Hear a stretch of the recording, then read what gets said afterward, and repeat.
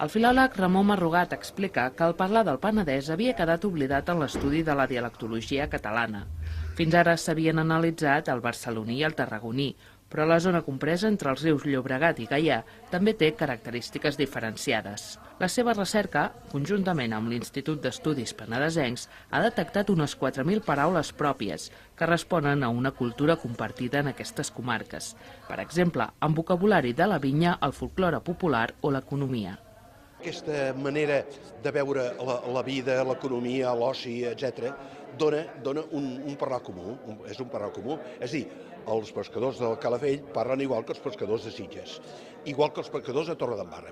Hi ha una unitat claríssima en el parlar. En canvi, passes Tarragona i el parlar dels pescadors és diferent.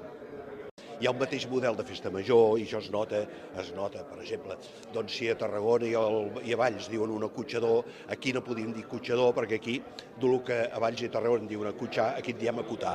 L'IEP ha estudiat el parlar penedesenc a partir de textos de diferents èpoques que treuen a la llum tant variants de paraules estàndards, com per exemple estisores i esbarallar-se, com connectors propis del territori. El més conegut és el boi, no? El boi ens unifica. Però també n'hi ha d'altres, per exemple, el tost. El tost, tu vols dir, per exemple, ha tirat una pedra i tant tos me va del cap.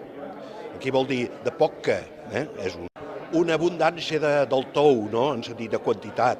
Allà hi ha un tou de paterols, per dir una paraula molt vendrellenca, el paterol, que és la formiga blanca, no? Menys diferències trobem a la fonètica. El Vendrell, la pronúncia labiodental, està desapareixent.